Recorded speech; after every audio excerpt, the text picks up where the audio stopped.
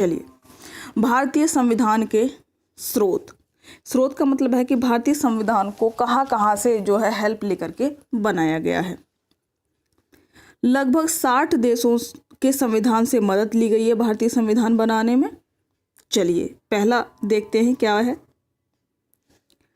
पहला है 1935 का भारत शासन अधिनियम। मोस्ट इम्पोर्टेंट, मैंने जब इसे भारतीय संविधान का इतिहास पढ़ाया था वहां पर भी बताया था। देखिए, इससे लगभग 250 आर्टिकल सेम लिए गए हैं। चलिए, और सबसे अधिक भाग यहीं से लिया गया है। यानी कहने का मतलब है, प्रश्न बनता है कि भारतीय संविधान में सबसे अधिक किसका योगदान है या कहाँ से लिया गया है। तो सर्वाधिक भाग भारतीय संविधान का 1935 के भारत शासन अधिनियम से लिया गया है। कहा जाता है कि लगभग 250 आर्टिकल सेम लिए गए हैं भारत शासन अधिनियम से। ठीक है, इसे भारतीय संविधान का ब्लूप्रिंट भी कहा जाता है। 1935 का भारत शासन अधिनियम, ये हम इतिहास में पढ़ चुके हैं।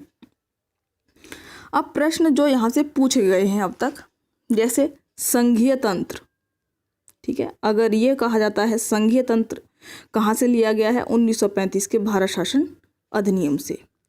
राज्यपाल का कार्यकाल, देखिए प्रत्येक चीज पर ध्यान दीजिए, जो एक एक शब्द लिखा हुआ है इन नोट्स में बहुत ही महत्वपूर्ण है, एक एक शब्द, ठीक है, बहुत ही चुनकर लिया गया है। तो अगर राज्यपाल का कार्यकाल की बात आती है तो वो भी कहाँ से लिया गया है, भारत शासन अधिनियम से लिया गया है 1935।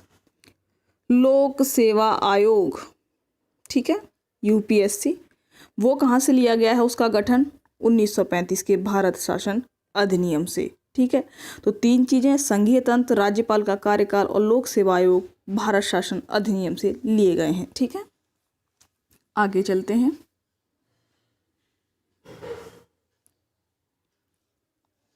ब्रिटेन, ठीक है, ब्रिटेन, इंग्लैंड, ठीक है, यहाँ से क्या लिया गया है। ब्रिटेन की जो संसद है उसे भारतीय संसद की जननी कहा जाता है। ये प्रश्न भी पूछा जाता है, ब्रिटेन की संसद भारतीय संसद की जननी या भारतीय संसद की माँ है।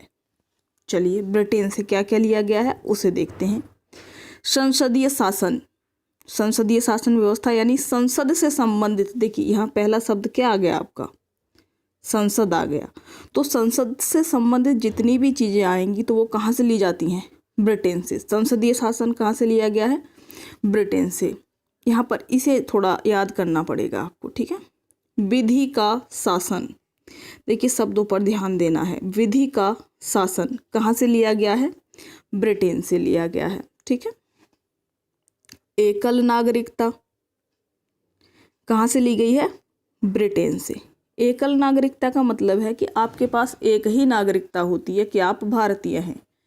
ऐसा नहीं है कि आपको, जैसे मान लीजिए अगर आप उत्तर प्रदेश के निवासी हैं तो उत्तर प्रदेश की नागरिकता आपको अलग लेनी है, हरियाणा के हैं तो हरियाणा की अलग लेनी है, ऐसा नहीं है। सिर्फ एक ही नागरिकता है, वो क्या है, भारतीय। ऐसे ही ब्रिटेन में सिर्फ ब्रिटेन की नागरिकता होती है। परंतु जैसे मान लीजिए अमेरिका है, ठीक है, अमेरिका में क्या है, आपको अमेरिका की नागरिकता तो मिलेगी ही मिलेगी। यदि आप उसके किसी राज्य में रह रहे हैं, जैसे मान लीजिए आप कैलिफोर्निया में रह रहे हैं तो उसकी नागरिकता अलग होगी, न्यूयॉर्क में है तो न्यूयॉर्क की नागरिकता अलग लेनी पड़ेगी। यानी राज्यों की भी नागरिकता होती है और देश की तो है ही, ठीक है, यानी दोहरी नागरिकता है। परंतु भारत में एकल नागरिकता है जो ब्रिटेन से ली गई है। चलिए आगे देखिए, मंत्रिमंडल प्रणाली कहाँ से ली गई है, ब्रिटेन से ली गई है। संसदीय विशेष, संसद शब्द आ ही गया इसमें, संसदीय विशेषाधिकार कहाँ से लिए गए हैं, ब्रिटेन से लिए गए हैं। द्विसदनवाद यानी दो सदन, लोकसभा और राज्यसभा, ब्रिटेन से लिए गए हैं। देखिए ब्रिटेन भारत पर शासन कर रहा था और भारतीय इतिहास में हमने जाना भी था कि उन्होंने संसद भी बना दी थी, ठीक है। और द्विसदनवाद, लोकसभा राज्यसभा का निर्माण भी तभी हो ही गया था, नाम अलग अलग थे उस समय, मंत्रिमंडल भी था। तो एक तरीके से ये सब कहाँ से लिए गए हैं, ब्रिटेन से लिए गए हैं। एक और प्रश्न जो बनता है, पूछा जाता है, वो है छाया मंत्रिमंडल किसकी विशेषता है। ऑप्शन में देता है ब्रिटेन है, अमेरिका है, जापान है, जर्मनी है, या कुछ भी डाल देगा। तो छाया मंत्रिमंडल कहाँ की विशेषता है, ये ब्रिटेन की संसद की विशेषता है। छाया मंत्रिमंडल होता क्या है, जैसे मान लीजिए जो सरकार उस समय जिस पार्टी की सरकार है तो उसमें लोग अपने मंत्री चुनते हैं, ठीक है, कि ये इसके मंत्री हैं, ये इसके मंत्री हैं। उसी तरीके से जो विपक्ष वाली सरकार, विपक्ष में जो सरकार शब्द बार बार आ रहा है, विपक्ष में जो पार्टी है वो भी सेम वैसी ही सरकार चुन लेती है, बेशक वो कार्य नहीं कर रहे हैं। एक तरीके से मंत्रियों की छाया विपक्ष अपनी तरफ भी तैयार रखता है कि इस मंत्री के प्रतिद्वंदी ये वाला मंत्री है, इसका ये मंत्री है और इसका ये मंत्री है, ठीक है। तो ये छाया मंत्रिमंडल है, यानी जो रियल में सरकार है उसी की तरह विपक्ष वाले भी अपनी एक मंत्री या जो है सरकार सी बनाकर रखते हैं, पर वो कार्य नहीं कर रही होती है, ठीक है। तो ये छाया मंत्रिमंडल ब्रिटेन की विशेषता है। चलिए अगला देखते हैं, जो तीसरे नंबर पे है अमेरिका या यूएसए। यहाँ से क्या क्या चीज़ें ली गई हैं, बहुत ही इम्पोर्टेंट है। देखिए अमेरिका आप सभी जानते हैं कि बहुत ही पावरफुल देश है, या कहा जाए कि विश्व में सबसे शक्तिशाली वर्तमान में कौन सा देश है तो वो कौन है, अमेरिका है, ठीक है। तो शक्तिशाली है, तो इसी हिसाब से यहाँ से हमने चीज़ें ली हैं, ठीक है। मूल अधिकार कहाँ से लिए गए हैं, अमेरिका से। अब देखिए मूल अधिकार कौन दे सकता है, जिसके पास पावर हो। गरीब आदमी तो किसी को अधिकार दे क्या देगा, उसके पास तो कुछ है ही नहीं देने के लिए। तो मूल अधिकार बहुत ही महत्वपूर्ण चीज़ है, बहुत बड़ी चीज़ है एक तरीके से। तो कहाँ से दी गई है ये, अमेरिका से, ठीक है। चलिए न्यायपालिका की स्वतंत्रता। अब न्याय भी कौन करेगा, आपने देखा है जैसे कि फिल्मों में, या न्याय कौन करते हैं, जैसे पहले गांव में पंच करते थे, और पंच बहुत ही आप देखते हैं बहुत सारे गलत निर्णय भी दे देते हैं, क्योंकि उनके पास क्या है, पावर है, ठीक है, पावर है, पैसा है उनके पास, लोग हैं। तो इस वजह से न्याय हमेशा कौन करेगा, शक्तिशाली व्यक्ति ही न्याय की बात करेगा। तो न्यायपालिका की स्वतंत्रता कहाँ से ली गई है, अमेरिका से। न्यायिक पुनरावलोकन का सिद्धांत, अब इसे समझ लीजिए। न्यायिक पुनरावलोकन या न्यायिक, इसको कई बार रिव्यू या जो है ऐसे बोलते हैं, पुनर्निरीक्षण कर सकते हैं उसका।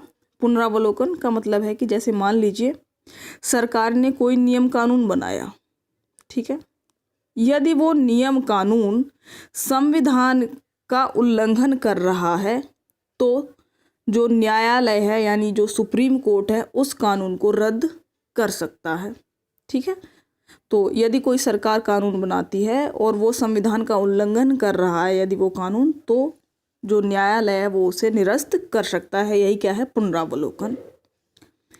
उपराष्ट्रपति का पद कहाँ से लिया गया है, उपराष्ट्रपति का पद अमेरिका से लिया गया है। अब देखिए इसे याद करने का तरीका क्या है कि वर्तमान में हमारे उपराष्ट्रपति कौन है, नायडू जी हैं, वेंकैया नायडू, ठीक है। तो उनको मान लीजिए वो डोनाल्ड ट्रंप के दोस्त हैं, ठीक है, एक तरीके से याद करने का तरीका। तो उपराष्ट्रपति का पद कहाँ से लिया गया है, डोनाल्ड ट्रंप के दोस्त हैं यानी अमेरिका से लिया गया है, ठीक है। चलिए दूसरी चीज, सुप्रीम कोर्ट और हाई कोर्ट के जजों को पद से हटाना, ठीक है, पद से हटाया जाना, ये भी कहाँ से लिया गया है, अमेरिका से। अब देखिए सुप्रीम कोर्ट और हाई कोर्ट के जज कोई छोटी मोटी चीज़ तो है नहीं भाई, बहुत बड़े जो है बहुत बड़ा पद है, ठीक है। तो वो हटाने के लिए भी तो शक्तिशाली चीज़ चाहिए, और शक्तिशाली देश है अमेरिका। तो कहाँ से लिया गया है, अमेरिका से लिया गया है। सुप्रीम कोर्ट और हाई कोर्ट के जजों को पद से हटाया जाना, ठीक है। राष्ट्रपति पर महाभियोग। अब देखिए जैसे महाभियोग शब्द जो है, राष्ट्रपति को हटाने की जो प्रक्रिया है उसे महाभियोग कहा जाता है, बस इतना मानिए, ठीक है। तो महाभियोग भी एक तरीके से राष्ट्रपति को हटाना है, ठीक है। वो बस हटाने को क्या बोल देते हैं यहाँ पर, महाभियोग बोलते हैं राष्ट्रपति के मामले में। तो जो राष्ट्रपति है उसको भी हटाना बहुत बड़ा काम है, ये भी कहाँ से लिया गया है, अमेरिका से। तो हटाने का काम चाहे सुप्रीम कोर्ट के जज हों चाहे हाई कोर्ट के जज हों, ठीक है, एससी माने सुप्रीम कोर्ट और एचसी माने हाई कोर्ट के जज हों, या फिर राष्ट्रपति को हटाना हो, सब कहाँ से लिया गया है, अमेरिका से। तो आई थिंक अब अमेरिका आपको याद हो गया होगा। बस एक बार और, मूल अधिकार बड़ी सी चीज़ है भाई, अधिकार देना। न्यायपालिका की स्वतंत्रता, न्यायिक पुनरावलोकन, सब बड़ी बड़ी बातें, शक्तिशाली बातें हैं। कहाँ से ली गई हैं? अमेरिका से। हमारे उपराष्ट्रपति वेंकैया नायडू डोनाल्ड ट्रंप के काफ़ी लंगोटिया यार हैं एक तरीके से मान लीजिए। तो ये भी कहाँ से है? अमेरिका से। सुप्रीम कोर्ट और हाई कोर्ट को जज को हटाना, राष्ट्रपति को हटाना, ये सब भी अमेरिका से लिया गया है। ठीक है, चलिए अब आगे चलते हैं। आगे है आयरलैंड का संविधान, या आयरलैंड से क्या क्या चीज़ें ली गई हैं। चलिए इसे देखते हैं थोड़ा डिटेल में। अब देखिए, आयरलैंड को याद करने का तरीका है, आयरलैंड को आयरन मान लीजिए। ठीक है, आयरन, आयरन आप लोग जानते ही हैं, इंग्लिश में जो है आयरन कहा जाता है लोहे को। ठीक है, तो आयरन मीन्स लोहा। लोहा क्या है? मजबूती एक तरीके से। राज्य के नीति निदेशक तत्व। ठीक है, तो एक तरीके से हम याद कर सकते हैं कि जो नीतियां हैं, नीति निदेशक तत्व, उसको डिटेल में नहीं जान रहे, पर इतना जानिए कि जो नीतियां हैं वो आयरन के समान कड़ी यानी कठोर होनी चाहिए। ठीक है, तो नीति निदेशक तत्व आयरलैंड से ली गए हैं। राष्ट्रपति की निर्वाचन पद्धति। अब देखिए, राष्ट्रपति को जो चुनने का तरीका है वो भी बहुत सॉलिड, लोहे की रॉड के समान बहुत ही कठोर होना चाहिए। ऐसे ही नहीं कि कोई भी व्यक्ति राष्ट्रपति बन जाएगा, क्योंकि राष्ट्रपति सर्वोच्च होता है किसी भी राष्ट्र में। ठीक है, जैसे भारत है, उसका प्रथम व्यक्ति या प्रथम नागरिक कौन है? राष्ट्रपति। तो पूरे राष्ट्र का जो पति है वो आयरन मैन होना चाहिए एक तरीके से। तो कहाँ से लिया गया है? आयरलैंड से। उसके निर्वाचन की प्रक्रिया, ताकि कोई और ऐसे ही ना आसानी से घुस जाए उसमें। ठीक है, राज्यसभा के सदस्यों का नामांकन। ठीक है, आप धीरे धीरे संविधान में जब आगे पढ़ेंगे तब आप देखेंगे कि जो राष्ट्रपति है वो राज्यसभा में 12 सदस्यों को मनोनीत कर सकता है, यानी अपनी मर्जी से बिना चुनाव लड़े उसमें जा सकते हैं। तो ये प्रक्रिया भी कहाँ से ली गई है? आयरलैंड से। तो उन्होंने कहा कि भाई राष्ट्रपति राज्यसभा में कैसे लोगों को जो है चुनेंगे? ऐसे लोग जो लोहे से ज़्यादा मार खा सकते हैं। ठीक है, याद करने का तरीका है, बाकी कुछ नहीं है, कहानियाँ ही होती हैं, ट्रिक। तो राज्यसभा में जो सदस्य जाएंगे वो कहाँ से जाएंगे? आयरलैंड। ठीक है, लोहे से ज़्यादा मार खा सकते हैं। ये 4 क्षेत्र हैं, ये आपको याद हो ही जाएंगे, तो जल्दबाजी मत कीजिए, बस देख लीजिए। साहित्य, कला, विज्ञान और समाज सेवा। ठीक है, जैसे कला से सचिन तेंदुलकर हैं, स्पोर्ट्स के हैं जो राज्यसभा के सदस्य हैं। ठीक है, ऐसे ही साहित्य से लिए जाते हैं, ऐसे ही विज्ञान से, और ऐसे ही समाज सेवा से। ठीक है, इन 4 क्षेत्रों से 12 लोग चुने जाते हैं राज्यसभा में। चलिए फ्रेंड्स, नेक्स्ट देखिए, कनाडा से क्या क्या लिया गया है। ठीक है, कनाडा। अच्छा देखिए, कनाडा को अगर हम लिखते हैं इंग्लिश में तो सी से लिखा जाता है, CANADA। ठीक है, यानी सी। अब सी से हम एक शब्द बना देते हैं, क्या? संघ। ठीक है, सी से क्या बना दिया हमने? संघ। कनाडा यानी सी से बना दिया हमने संघ। तो संघ से संबंधित जो भी चीज ऐसी आएगी इसमें, वो कहाँ से ली गई है? कनाडा से। ठीक है, संघ का मतलब होता है केंद्र।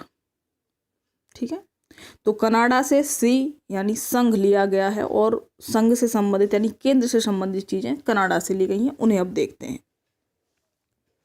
सशक्त केंद्र के साथ संघीय व्यवस्था। ठीक है, डिटेल में हम इसको नहीं समझा रहे हैं, बस हमारा फिलहाल मकसद क्या है कि हमें चीज़ें थोड़ी याद करनी है कि कौन से देश से कौन सा प्रावधान लिया गया, क्योंकि जब संविधान धीरे धीरे आगे पढ़ेंगे तो सारी चीज़ें अपने आप क्लियर हो जाएंगी। सशक्त केंद्र यानी केंद्र को शक्तिशाली बनाना, तो कहाँ से लिया गया है? कनाडा से। ठीक है, संघीय व्यवस्था पूछा जाए कहाँ से ली गई है? कनाडा से। ठीक है, अवशिष्ट शक्तियों का केंद्र में निहित होना। अवशिष्ट का मतलब है ऐसी शक्तियां जिनका उल्लेख नहीं है, जैसे कि संविधान बन रहा था उस टाइम जो है इंटरनेट या ऐसी चीज़ें नहीं थी। ठीक है, या साइबर क्राइम होंगे आगे चल के, तो ऐसी चीज़ें नहीं थी। तो अवशिष्ट शक्तियां यानी जिनका उल्लेख नहीं है वो कहाँ पर होंगी? केंद्र में नहीं होती होंगी। तो एक तरीके का मतलब है केंद्र को शक्तिशाली बनाना। तो ये भी कहाँ से लिया गया है? कनाडा से। केंद्र द्वारा राज्यपालों की नियुक्ति। अब देखिए, हर एक चीज़ को थोड़ा ध्यान से पढ़ना है। हमने राज्यपालों का कार्यकाल पढ़ा था, वो कहाँ पर था? कार्यकाल 1935 के अधिनियम में, यहीं से हमने पढ़ना शुरू किया था। ये क्या है? केंद्र द्वारा राज्यपालों की नियुक्ति। अब देखिए, राज्यपाल प्रत्येक राज्य में बैठा हुआ है। ठीक है, और ये व्यक्ति किसका है? केंद्र का। तो एक तरीके से ये केंद्र की शक्ति ही बढ़ा रहा है, क्योंकि केंद्र ने प्रत्येक राज्य में अपना एक व्यक्ति बैठाया हुआ है ये देखने के लिए कि देखो भैया प्रत्येक राज्य का मुख्यमंत्री सही से काम कर रहा है कि नहीं कर रहा है। तो ये भी चीज़ केंद्र को ही शक्तिशाली बना रही है। कहाँ से ली गई है? कनाडा से। ठीक है, चलिए अगली चीज देखिए, संघ एवं राज्यों के बीच शक्ति का विभाजन। ठीक है, तो ये भी चीज कहाँ से ली गई है?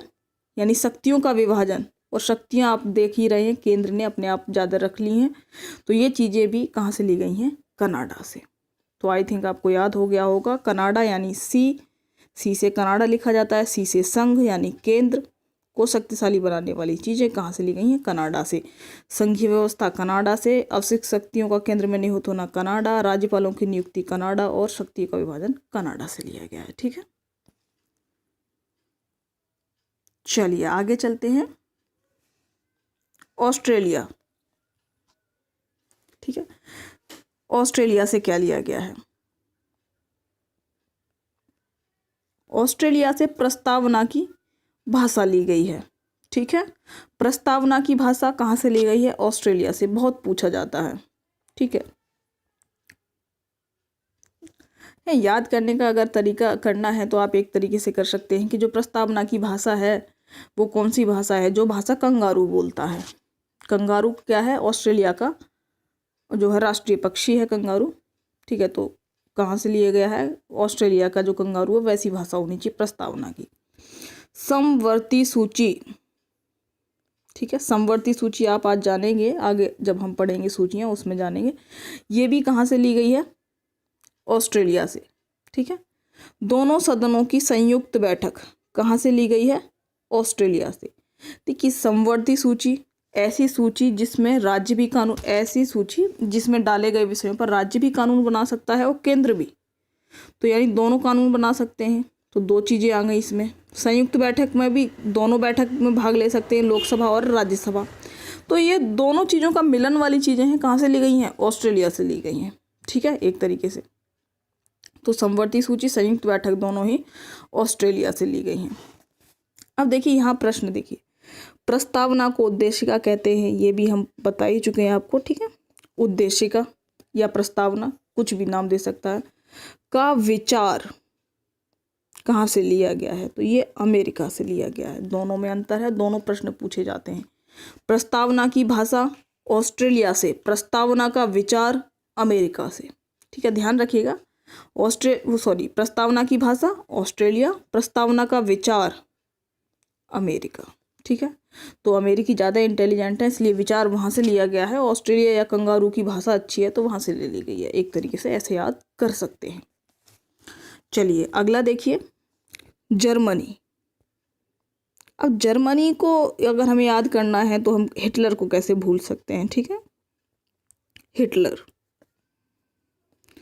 तो जर्मनी में फेमस चीज़ हिटलर, और हिटलर को आप जानते हैं बहुत ही क्रूर थे हिटलर। और तो एक तरीके से आपातकाल कहाँ से लिया गया है? जर्मनी से। आपातकाल के समय मूल अधिकारों का स्थगन।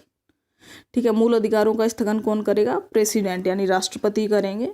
ठीक है, ये एक चीज़ हो गई। पर यहाँ से इतना याद करा जाता है कि आपातकाल कहाँ से लिया गया है? तो जर्मनी से। तो हिटलर ने आपातकाल की घोषणा कर दी, इमरजेंसी। ठीक है, इमरजेंसी लगाना एक बहुत ही जो है वैसा काम होता है जिसमें लोगों को काफ़ी कष्ट होता है। ठीक है, तो हिटलर कष्ट देने में माहिर थे, तो जर्मनी से आपातकाल लिया गया है। इसमें क्या होता है? आपातकाल में मूल अधिकारों का स्थगन। ठीक है, मूल अधिकारों का स्थगन किसके द्वारा? राष्ट्रपति के द्वारा। परंतु वित्तीय आपातकाल को छोड़कर, ठीक है, आप आगे जानेंगे कितने टाइप के आपातकाल हैं, परंतु वित्तीय आपातकाल को छोड़कर लिया गया है। ठीक है, चलिए आगे देखते हैं। रूस। अब रूस के बारे में क्या कहेंगे आप? रूस को देखते ही बच्चे को पता होता है कि रूस हमारा एक पुराना मित्र है और मतलब काफ़ी मित्रता निभाई है रूस ने भारत के साथ। अब तो भारत की नज़दीकियाँ अमेरिका के साथ बढ़ रही हैं, क्योंकि जो अंतर्राष्ट्रीय संबंध होते हैं वो फ़ायदे पर आधारित होते हैं, भावनाओं पर आधारित नहीं होते हैं। जिस देश को जिससे ज़्यादा फ़ायदा होगा वो उसी के साथ लग लेगा। ठीक है, परंतु मित्रता का जवाब अगर कहा जाए तो रूस ने बखूबी दिया है, या मित्रता बहुत अच्छे से निभाई रूस ने। ठीक है, तो रूस यानी मित्रता। मूल कर्तव्य। तो कहने का मतलब है कि यदि कर्तव्य निभाना किसी से सीखना है तो वो कहाँ से सीखो, रूस से, क्योंकि रूस एक बहुत अच्छा दोस्त है, उसने बहुत अपने कर्तव्य बहुत अच्छे से निभाए हैं। ठीक है। प्रस्तावना में न्याय, देखिए प्रस्तावना में जो है न्याय की बात की गई है, सामाजिक आधार पर न्याय, आर्थिक आधार पर, राजनीतिक आधार पर न्याय। तो न्याय अच्छे से कौन कर सकता है, एक मित्र जो है न्याय करता है। एक तरीके से आप ऐसे कर सकते हैं जैसे कृष्ण जी थे, सुदामा के मित्र थे, तो जब सुदामा गरीब थे तो उन्होंने न्याय किया और उनको बहुत संपत्तियां, जो भी उनकी समस्याएं थी वो दूर कर दी। तो प्रस्तावना में न्याय रूस से लिया गया है। ठीक है। चलिए, दक्षिण अफ्रीका से क्या लिया गया है, संविधान संशोधन की प्रक्रिया और राज्यसभा के सदस्यों का निर्वाचन।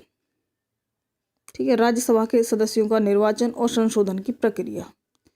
संशोधन की प्रक्रिया इस तरीके से याद कर सकते हैं। देखिए, दक्षिण अफ्रीकी लोगों को आप जानते ही हैं, थोड़े नहीं, पूरे काले और आदिवासी तरीके के आप देखते होंगे, मोटे होठ उनके, नीग्रो प्रजाति एक तरीके से होती है जो।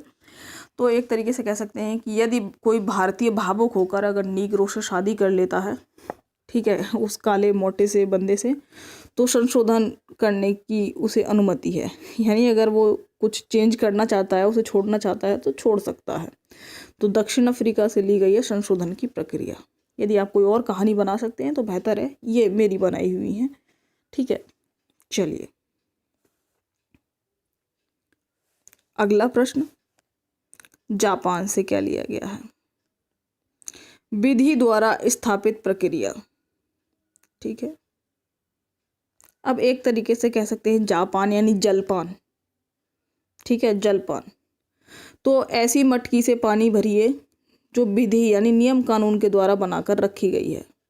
तो भैया जलपान करना है तो विधि द्वारा स्थापित प्रक्रिया से, यानी विधि द्वारा स्थापित प्रक्रिया, विधि के द्वारा स्थापित किए गए मटके से करिए, यानी नियम कानून से बनाया गया हो जो मटका। ठीक है। यहीं पर इस चीज को भी जान लीजिए, यदि विधि का शासन शब्द आता है तो वो कहाँ से लिया गया है, ब्रिटेन से। ठीक है, विधि का शासन ब्रिटेन से। चलिए, अब इसमें कुछ चीजें जान लेते हैं जापान के बारे में। जापान में सर्वोच्च सत्ता सम्राट, एक तरीके से जो सर्वोच्च व्यक्ति है वो जापान में कौन है, सम्राट। ठीक है। तो आज भी सम्राट या ऐसे शब्द जापान में है, ये वंशानुगत है, यानी उसी परिवार के व्यक्ति सम्राट बनेंगे। ठीक है, एक पिता है, फिर बेटा, बेटा, बेटा, उसका बेटा, इस तरीके से चलता रहेगा। शासन का संचालन कौन करता है, पीएम यानी प्रधानमंत्री के नेतृत्व वाली लोकतांत्रिक सरकार। तो कहने का मतलब है कि लोकतंत्र तो है वहाँ पर, और जो है सरकार चुनी भी जाएगी और पीएम चुनकर ही आएगा, पर सम्राट वंशानुगत है। ठीक है। तो ये एक्स्ट्रा जानकारी थी जापान के बारे में। चलिए, फ्रांस, गणतंत्रात्मक व्यवस्था ली गई है, ये भी पूछा जा चुका है। फ्रांस से क्या लिया गया है, गणतंत्र। गणतंत्रात्मक व्यवस्था का मतलब है कि राष्ट्रपति भी चुना जाएगा हमारे यहाँ। ये चीज़ आपको अगले लेक्चर में मिल जाएगी, गणतंत्र और लोकतंत्र का क्या क्या मतलब है किसका। ठीक है। तो फ्रांस से क्या लिया गया है, गणतंत्र। तो कहने का मतलब है कि आप राष्ट्रपति को ऐसे ही नहीं किसी को फंसा के बिठा सकते, राष्ट्रपति का भी चुनाव होगा। ठीक है। तो फ्रांस से गणतंत्र लिया गया है। ठीक है। तो इसी के साथ अब तक हमने पढ़ा कि किस से क्या लिया गया है। इसको आप अगर एक और बार रिवाइज कर लेंगे तो डेफिनेटली आपको याद हो ही जाएंगी चीज़ें। ठीक है।